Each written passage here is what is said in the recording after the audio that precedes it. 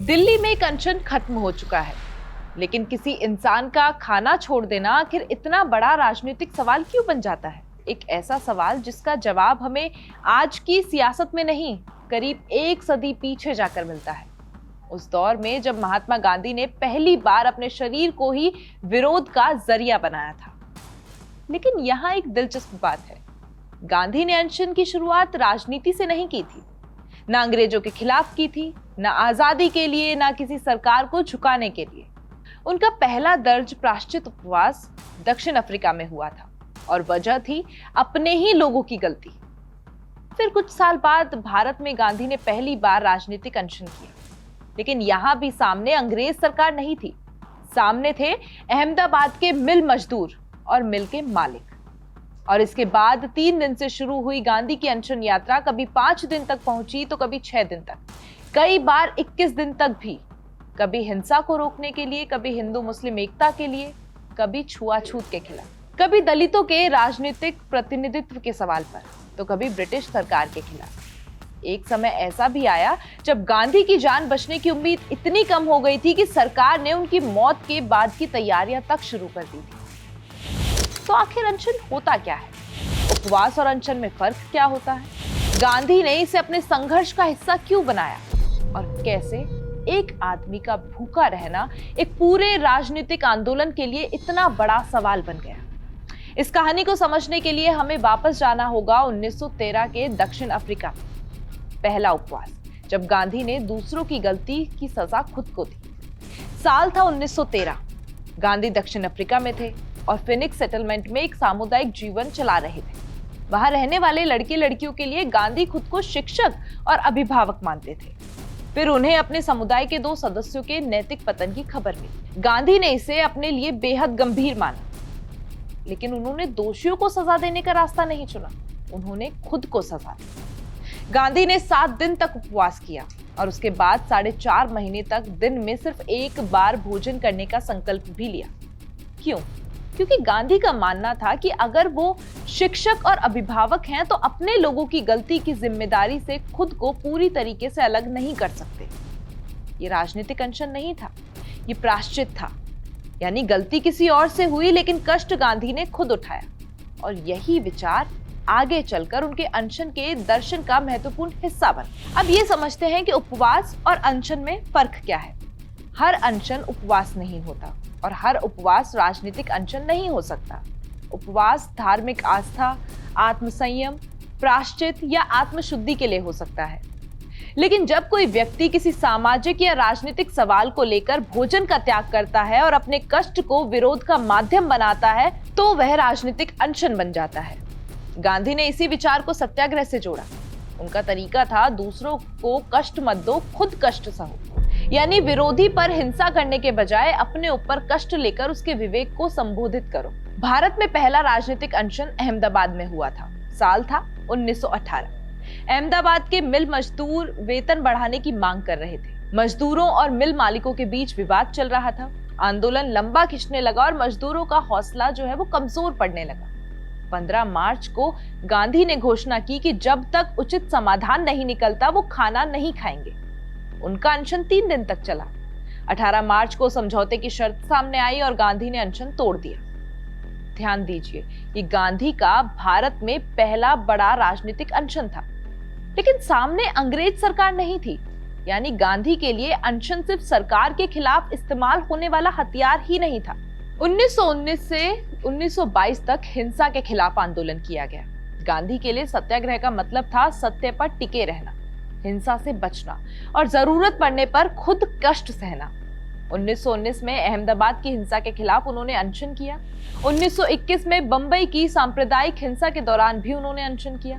फिर आया चौरी चौरा। 1922 में आंदोलनकारी भीड़ ने पुलिस थाने में आग लगा दी और पुलिसकर्मी मारे गए।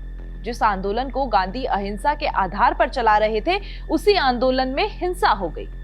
गांधी ने असहयोग आंदोलन रोक दिया और 5 दिन का प्रायश्चित अनशन किया। उनका संदेश था कि अगर आंदोलन अहिंसा से भटक गया है तो जिम्मेदारी मेरी भी है।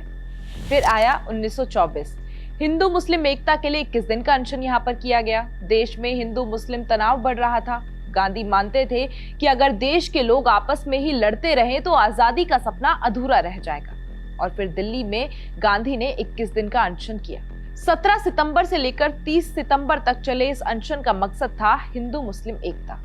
यहाँ गांधी किसी सरकार से कानून बदलने की मांग नहीं कर रहे थे, उनका संदेश समाज के लिए था। उसके बाद आया साल 1932।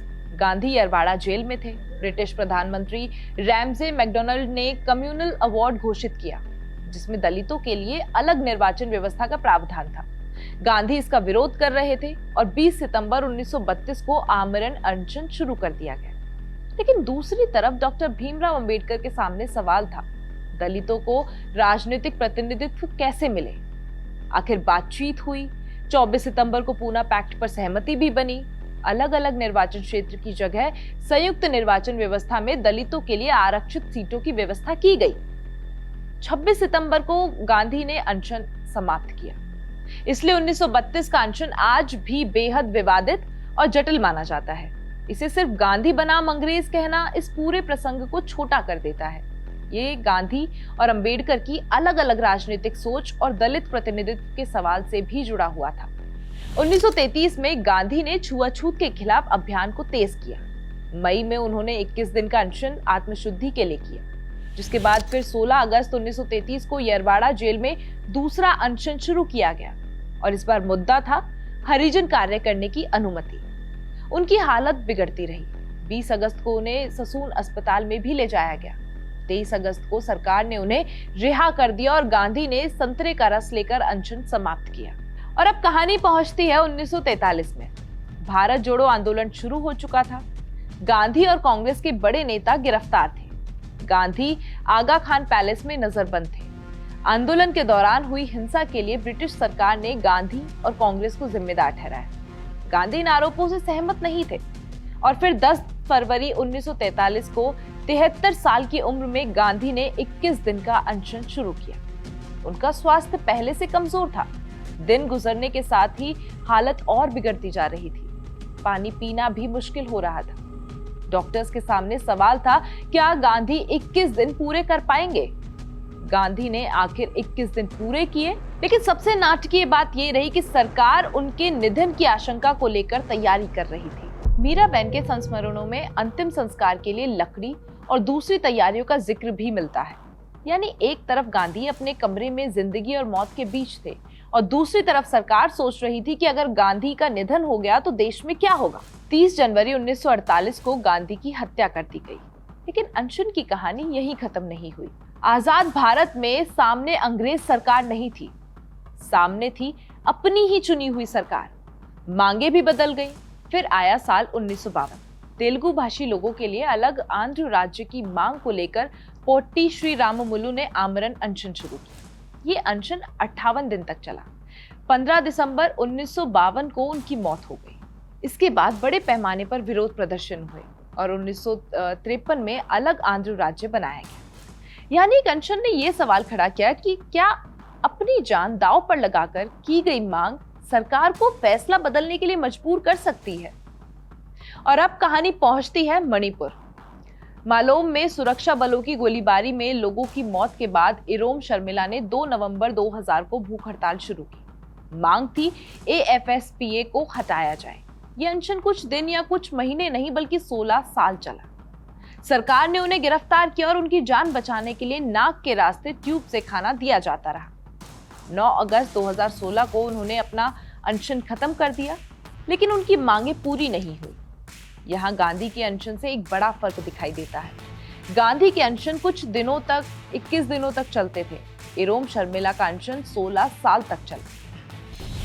और फिर आया 2011। देश में भ्रष्टाचार को लेकर गुस्सा बढ़ता जा रहा था। दिल्ली के जंतर मंतर से शुरू हुआ अन्ना हजारे का आंदोलन पूरे देश में फैलने लगा।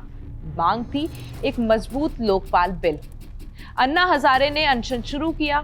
टीवी कैमरे, सोशल मीडिया, सड़कों पर प्रदर्शन, एक बुजुर्ग सामाजिक कार्यकर्ता का अनशन राष्ट्रीय राजनीतिक घटना बन गया। अगस्त 2011 में उन्होंने फिर अनशन शुरू किया और इस बार रामलीला मैदान में। देश में फिर वही सवाल था कि क्या एक व्यक्ति का अनशन सरकार और संसद पर इतना दबाव बना सकता है कि कानून बनाने की प्रक्रिया बदल ली जाए। अन्ना आंदोलन ने लोकपाल के सवाल को राष्ट्रीय राजनीति के केंद्र में ला दिया और यहाँ अनशन का एक नया रूप सामने आया। गांधी के समय अनशन सत्याग्रह और नैतिक आत्मसंयम की भाषा से जुड़ा हुआ था। 2011 तक आते आते अनशन टीवी, सोशल मीडिया और बड़े जन समर्थन वाले आंदोलन का हिस्सा बन चुका था। यानी गांधी से शुरू हुई ये यात्रा आंध्र राज्य की मांग तक पहुंची, मणिपुर में 16 साल के प्रतिरोध तक पहुंची और फिर भ्रष्टाचार के खिलाफ एक बड़े जन आंदोलन के केंद्र में दिखाई दी। और यही बताता है कि अनशन सिर्फ भूखे रहने का नाम नहीं है। हर दौर में इसका मतलब बदलता रहा है। कभी ये प्रायश्चित था, कभी सत्याग्रह, कभी राजनीतिक दबाव, तो कभी किसी समुदाय की बात और कभी पूरी व्यवस्था से सवाल पूछने का तरीका। क्योंकि अनशन की पूरी कहानी भूखे रहने की कहानी है ही नहीं। ये उस पल की कहानी है जब एक इंसान अपने शरीर को ही संदेश में बदल देता है और जब उसकी भूख सिर्फ उसकी निजी भूख नहीं रह जाती, वो एक सवाल बन जाती है, एक अपील बन जाती है, एक विरोध बन जाती है और कभी कभी पूरी राजनीति का केंद्र भी बन जाती है।